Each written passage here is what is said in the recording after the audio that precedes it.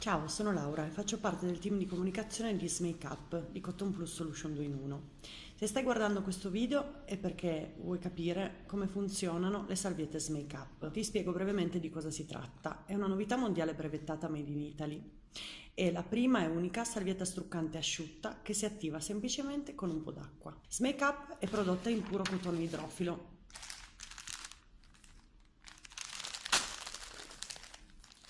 All'interno ha un cuore di latte detergente asciutto che si attiva solo con l'acqua.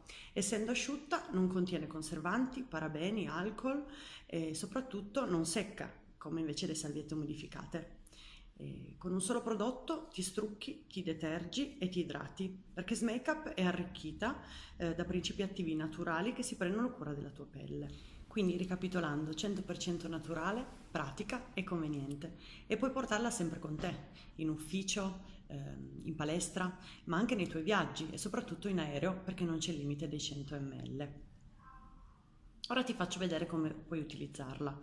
Per attivare il latte detergente e per procedere con lo strucco bastano davvero poche gocce d'acqua, quindi io ti consiglio, se ce l'hai, di utilizzare uno spruzzino. Ecco, la salvietta deve essere umida ma non deve gocciolare, quindi non esagerare con l'acqua.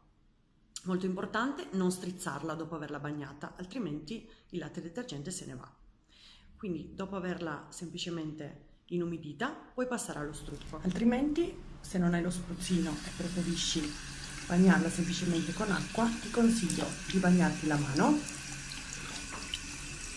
e tamponare la salvietta.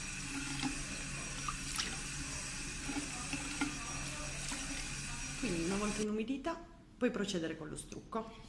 Per il trucco occhi ti consigliamo di posizionare la salvietta sulla palpebra e aspettare qualche secondo, così il trucco andrà via più facilmente. Ecco.